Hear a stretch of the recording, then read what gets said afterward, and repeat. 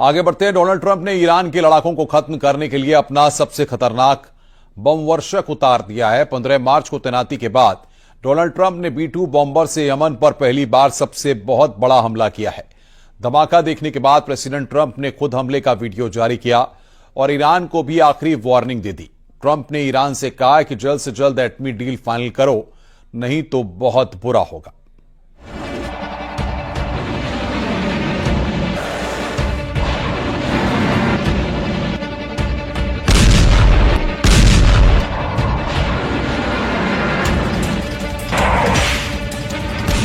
Putin की चेतावनी से भड़के ट्रंप का बम वर्षक हमला शुरू।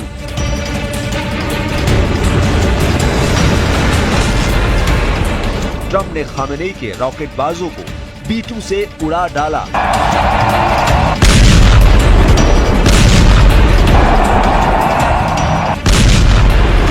पुतिन से बोले, ईरान युद्ध से दूर रहोगे तो बचोगे। 12 घंटे में एटमी अड्डे पर B-2 का हमला फाइनल।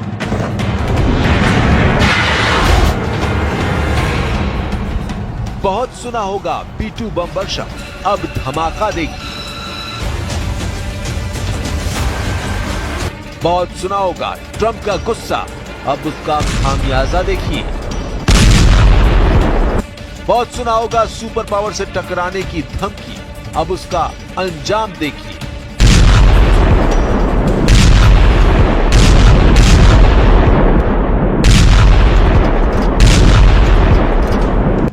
अमेरिका है ये, जब मारता है तो रुकता नहीं, मारता ही जाता है तब तक जब तक दुश्मन बर्बाद न हो जाए। ट्रंप ने B-2 बम वर्षकों को भेजकर ईरान के समर्थक हूती लड़ाकों को बारूदी डोज देनी शुरू कर दी है। अमेरिका ने हूती लड़ाकों पर बॉम्बर अटैक की फिल्म रिलीज कर पुतिन की धमकी को हवा में उड़ा दिया है। पुतिन की धमकी दिए हुए कुछ घंटे ही बीते होंगे। इस बीच ट्रंप ने अपने सबसे विस्फोटक जंगी लड़ाके से धूम धड़ाका मचा दिया है।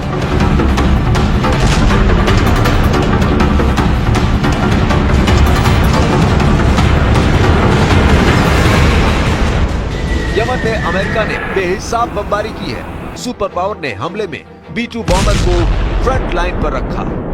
एटम बम धमाके करने वाला ये आसमानी फाइटर डिएगो गार्सिया बेस से यमन और ईरान के बॉर्डर तक कोहराम मचा रहा है। स्टेल्थ बम वर्षक कब और कहां धमाका कर तबाही मचा रहा है, इसकी भनक तक न हूती को लग रही है न ही ईरान को। तो क्या पुतिन की चेतावनी को ट्रंप ने हल्के में लिया है? क्या रूस का रुतबा खार युद्ध में ईरान तोड़ डालेगा?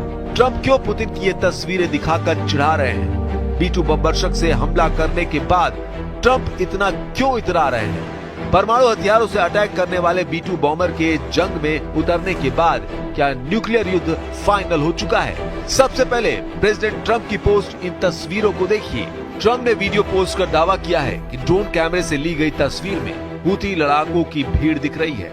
ट्रंप ने दावा किया है कि हूती लड़ाकों का दस्ता अमेरिका पर हमले के लिए जुटा था, जिन्हें वक्त रहते बम बरसाकर मार डाला गया है। यह हमला जंगी जेट से किया गया या फिर B-2 बम वर्षक से, इसकी जानकारी ट्रंप ने नहीं दी। लेकिन उन्होंने सोशल मीडिया पर पोस्ट में जो लिखा है उससे खामेनेई का गुस्सा भड़कना तय है। ट्रंप ने हमले के बारे में लिखा, ये हूती लड़ाके हमले के लिए जुटे थे। उफ, अब हूती हमला नहीं करेंगे, हमारे जहाजों को फिर कभी नहीं डूबो पाएंगे। जोरदार धमाकों से ट्रंप ने हूती लड़ाकों का पूरा दस्ता मार गिराया और उसका जश्न मनाकर ईरान को हड़का भी दिया है। ट्रंप ने धमकी दी है, ईरान और अमेरिका में बात होगी तो बीच में कोई भी मध्यस्थता मंजूर नहीं की जाएगी। सही मायने में ये धमकी ईरान की जगह पुतिन को दी गई है, क्योंकि रूस ने ये मैसेज दिया था कि वो ईरान अमेरिका के बीच बात में मध्यस्थता के लिए तैयार है, मगर अब ट्रंप ने रूस के दखल से दूर रहने की हिदायत दे डाली है। I think it's better if we have direct talks. I think it goes faster and you understand the other side a lot better than if you go through intermediaries. They wanted to use intermediaries. I don't think that's necessarily true anymore. I think they're concerned. I think they feel vulnerable and I don't want them to feel that way.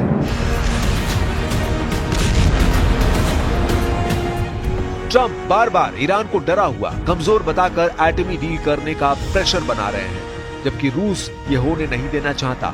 President Putin पहले ही clear कर चुके हैं कि Iran पर हमला हुआ तो रूस युद्ध के लिए मजबूर हो जाएगा। रूस के सख्त रुख को देखते हुए भी ट्रंप रुकने को तैयार नहीं है। 15 मार्च को लड़ाकू जेट और मिसाइल हमलों के साथ यमन में हूतियों के खिलाफ सैन्य अभियान शुरू करने वाले ट्रंप ने हूती लड़ाकों के ठिकानों पर 200 से ज्यादा हमले करवा दिए हैं। हद तो यह है कि अब ट्रंप ने हूती लड़ाकों पर एटम बम गिराने वाले B-2 बम वर्षक से हमले शुरू कर दिए हैं। Defence media website the war zone ने ये जानकारी एक अमेरिकी अधिकारी के हवाले से दी है। मगर ये बात अब साफ नहीं कि कितने B-2 बम वर्षकों ने हूती पर हमला किया। फिलहाल डिएगो गार्सिया एयरबेस पर अमेरिका ने 6 B-2 की तैनाती कर रखी है। इसके साथ डिएगो बेस पर आधा दर्जन बोइंग KC-135 प्लेन भी मौजूद हैं। ये तैनाती कितनी बड़ी है, इसे ऐसे समझिए कि अमेरिका ने अपने बम वर्षकों की 30% फोर्स ईरान से युद्ध के लिए उतार दी है। यूएस एयरफोर्स के पास कुल 20 स्टेल्थ B-2 बम वर्षक हैं, जिसमें फिलहाल 6 बम वर्षक डिएगो गार्सिया बेस पर अटैक मोड में हैं। अमेरिकी एयरफोर्स का एटमी हमला करने वाला B-2 इकलौता बम वर्षक है। B-2 बम वर्षक 30,000 पाउंड के GBU-57/B बम और बंकर बस्टर बमों के धमाके भी करता है। ट्रंप ने महाविनाश के हथियारों का इस्तेमाल कर ये मैसेज दिया है कि वो जरूरत पड़ने पर परमाणु बम भी फोड़ सकते हैं। हालांकि ये नौबत ना आए, इसलिए ट्रंप ईरान से डायरेक्ट डील का ऑफर भी देना नहीं भूल रहे।